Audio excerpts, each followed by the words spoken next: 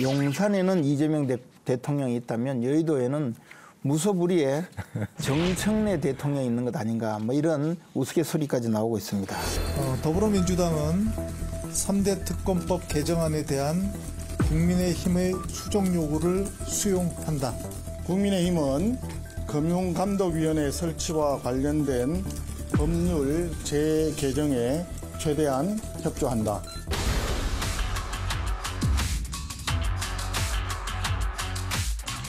어제 협상안은 제가 수용할 수 없었고 또 지도부의 뜻과도 다르기 때문에 어제 바로 재협상을 지시했습니다.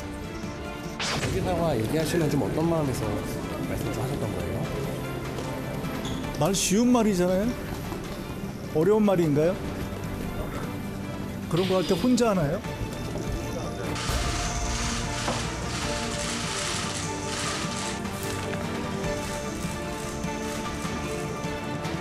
우리는 죽을 고비를 넘기며 생사고락을 함께한 전우이자 동지입니다. 당정대가 찰떡같이 뭉쳐 차돌처럼 단단하게 원팀 원보이스로 완전한 내란 종식과 이재명 정부의 성공을 위해 함께 뜁시다.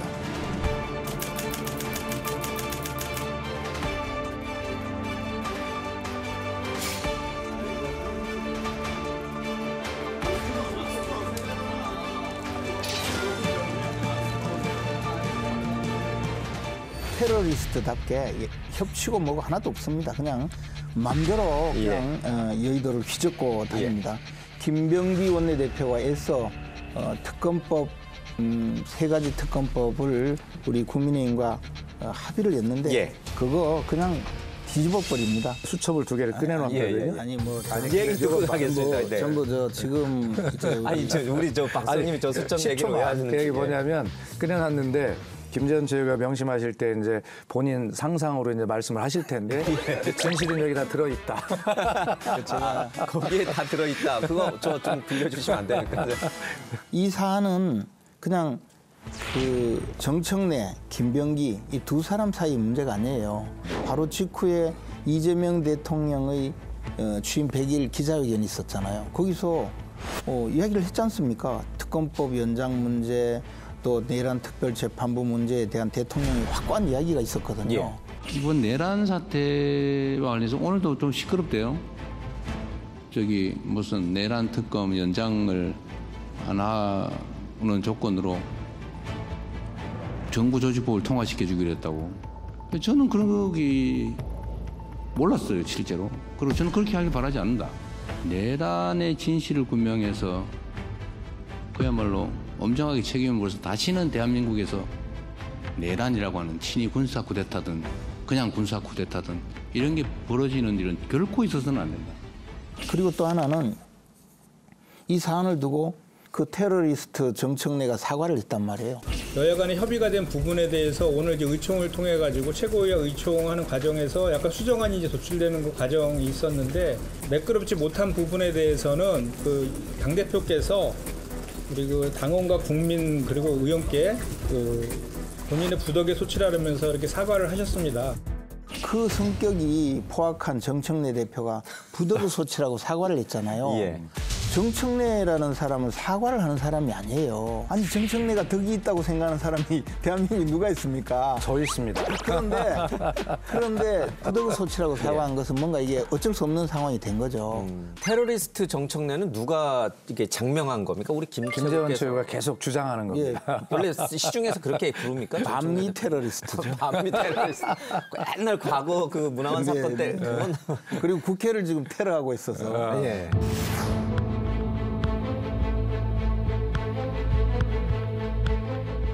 그러면 이 상황은 바로 뒤에 용산에 이재명 대통령이 있는데 이재명 대통령이 아마 우리 국민의힘과 합의한 것을 두고 굉장히 분노했을 거라고 생각을 합니다. 이재명 대통령은 뭐냐면 지금 자기가 대통령 임기가 끝나면 이 5가지 재판을 다시 받아서 교도소를 가야 될 운명이거든요. 그러니까 이 자신과 관련된 문제를 해결하기 위해서는 어쨌든 국민의힘을 아예 말살해야 된다는 생각을 갖고 있을 거예요.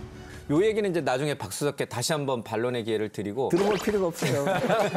그러니까 여기 윤석열 대통령한테도 경로가 이제 재해병 사건에 문제가 되는데 여기도 대통령이 이게 문제는- 이재명 대통령의 경로가 있었다 이 뜻이군요. 문제는 윤석열 대통령은 경로를 하면 밖으로 다 알려지는데 예. 이재명 대통령은 워낙 교묘하게 거의 화를 냈기 때문에 정청래 한 사람이 저렇게 꼬리를 바짝 내리고 있는 거죠. 그러니까 얼마나 잘하는 거야. 밖에 안 알려지게 경로하는 게. 꼬리가 길면 경로가 밟히는 있었다는 거죠. 뜻으로 들립니다. 꼬리가 박석삼 길면 박사님 말씀 밟혀. 듣고. 예, 반론의 기회를 제가 드리겠습니다. 예. 정청래 대표가 이제 비겁했던 거죠. 그 용산에서 그런 일이 있었으면은 그 대표 책임이다. 대표가 한 것이다. 원내대표는 큰 잘못이 없는데 내가 좀 밀어붙인 면이 있는데 사과한다. 그렇게 했으면 뭐 깨끗이 끝났을 거예요. 그런데 아주 비겁하게도 원내대표한테 미룬 거죠, 그거를. 그러니까 원내대표로서는 그런 배신은 참을 수 없는 거죠. 현타가 왔겠죠. 우리 김재원 최고위원이 이제 최고위원 선거에 4번 당선됐거든요. 대단하신 겁니다. 그런데 또 그것도요. 갈수록 등수가 떨어져 이게. 처음에는 1등으로 당선되고 이번에 4등으로 당선되고. 뭐 이렇게 처음에 3등, 서로 이신을 3등 이거 오랜만에 이거 한번 던지겠습니다. 그런데- 테러리스트 정청래 이제 그만. 아니 그래서 이제 우리 김재원 최고위원님 아니 뭐 저랑 뭐 이렇게 티키타카 최고 친한 친구니까 걱정하지 예, 마시고. 예.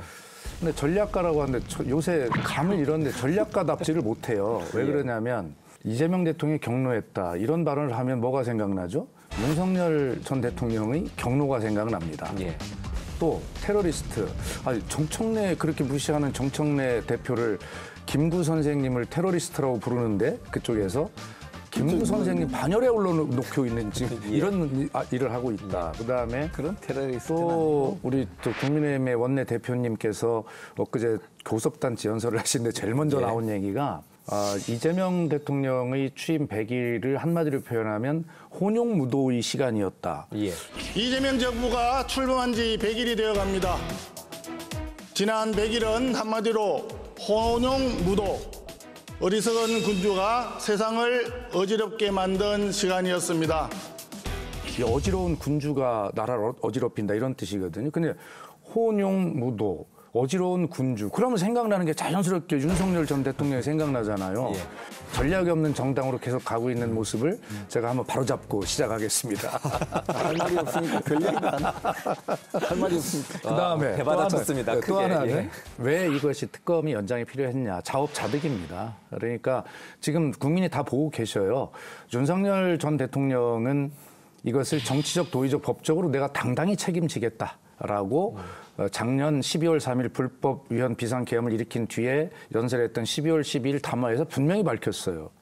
저를 탄핵하든 수사하든 저는 이에 당당히 맞설 것입니다.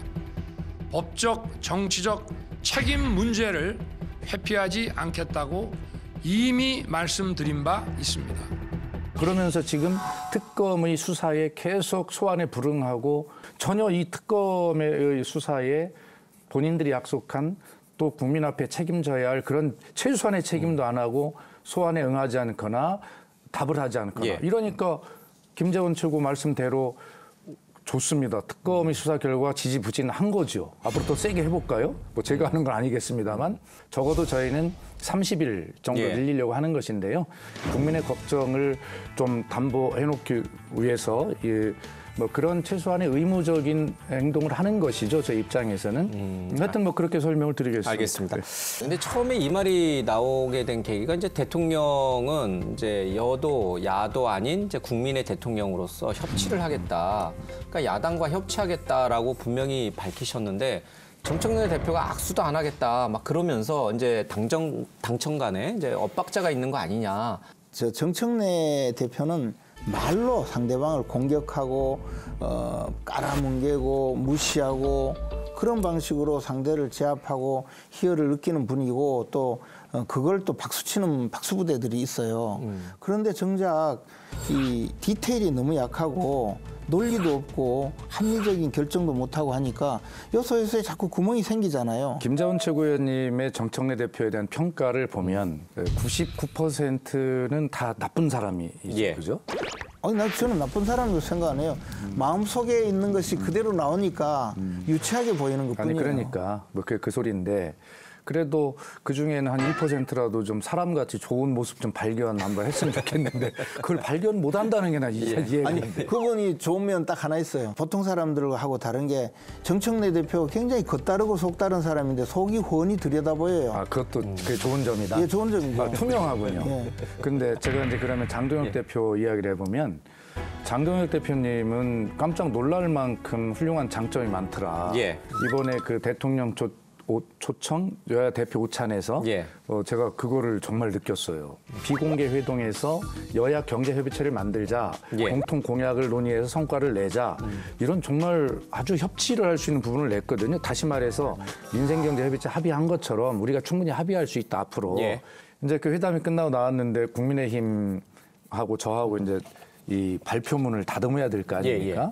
근데 국민의힘 우리 에서 나오신 분께서 뭐라고 하시냐면 저보고 선배님 오늘 이 회담의 결과를 한마디로 표현해 드리는데 화기애애라고 해야 되지 않을까요? 이렇게 얘기를 하는 거예요. 예. 그래서 제가 하기를 아니 지금 야당이십니다. 그렇게 말씀하시면 큰일 납니다. 그러지 않겠어요? 예. 그래서 제가 이 수첩을 딱 꺼냈죠. 예. 꺼내고 아니 지금 야당이신데 그렇게 말씀하면 안 됩니다. 그래서 제가 적어봤는데 이것을 허심탄회라고 합시다. 이렇게 제가 말을 바꿔줬거든요. 예. 근데 실제 발표문을 보면 허심탄회라고 돼 있어요. 지금 이야기는 들어보면 자기 자랑만 했죠. 아닙니다. 장동혁 화기애애를 대표님. 허심탄회로 바꿔준 공을 이야기한 것뿐인데 예. 그렇죠. 장동혁 대표 얘기는 잠시 뒤에 이제 또 할 수 아니 있습니다. 그리고 지금 이 얘기는 정청래 대표를 계속 정청래 공격하니까 대표에 대해서 제가 이 프레임을 바꾸려고 지금 장동혁 대표를 장동혁 칭찬하고 대표 편은 말려드리고 잠시 뒤에 있습니다. 조금 더 있습니다. 근데 이게 뭐 정청래 예. 대표가 국민의힘이 사과하지 않으니 악수하지 않겠다. 저는 정치인이 반대 정치 세력에 대해서 그 정도는 이야기할 수 있다고 봐요. 예. 그런데 거기에 한마디를 더 붙였어요. 악수는 사람과 하는 것이다. 악수도 사람하고 악수하는 거지. 뭐 그렇지도 못한 사람이 어떻게 그런 사람들을 사람이라고 할 수 있겠어요? 적어도 제1야당의 대표인 예. 비상대책위원장과 악수하지 않겠다고 하면서 너는 사람도 아니다 이런 말을 쓴 거거든요. 예. 저는 정청래 대표는 스스로 사람이기를 포기한 사람이라고 생각합니다. 알겠습니다. 이게 말이 안 되는 일을 벌이는 거예요. 그게 정청래의 진면목이에요.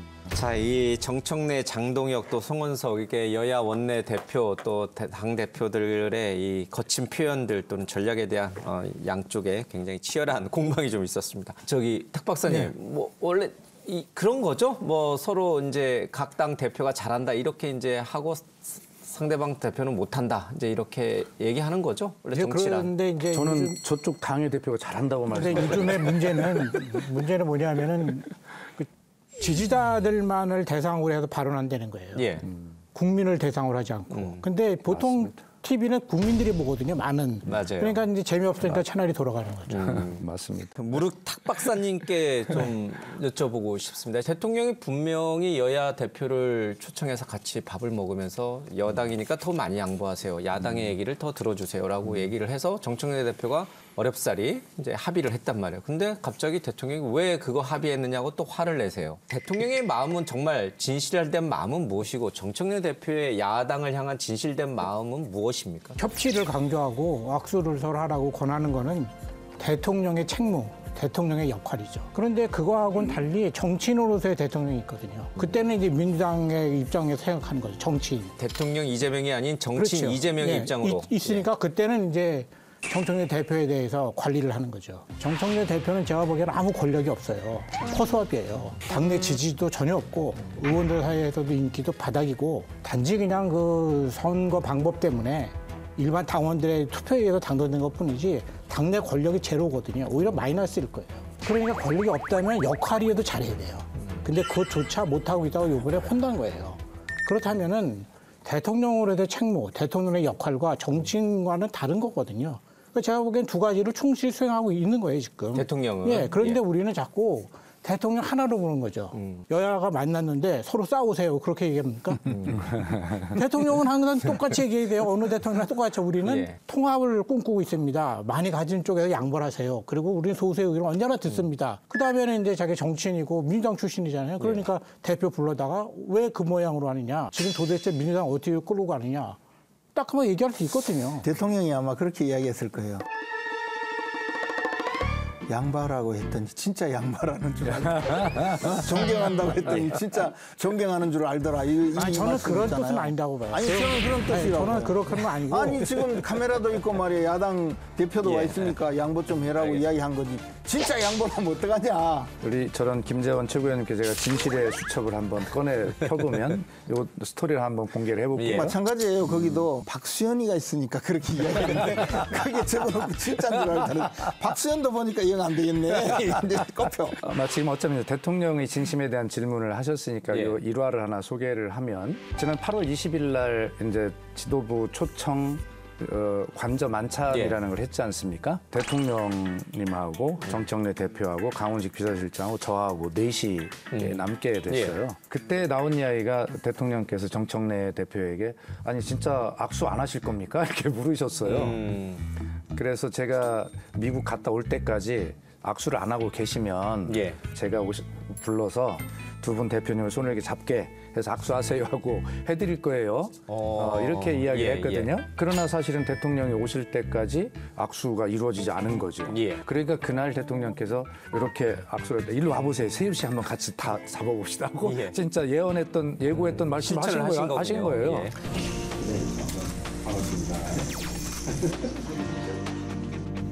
반갑습니다.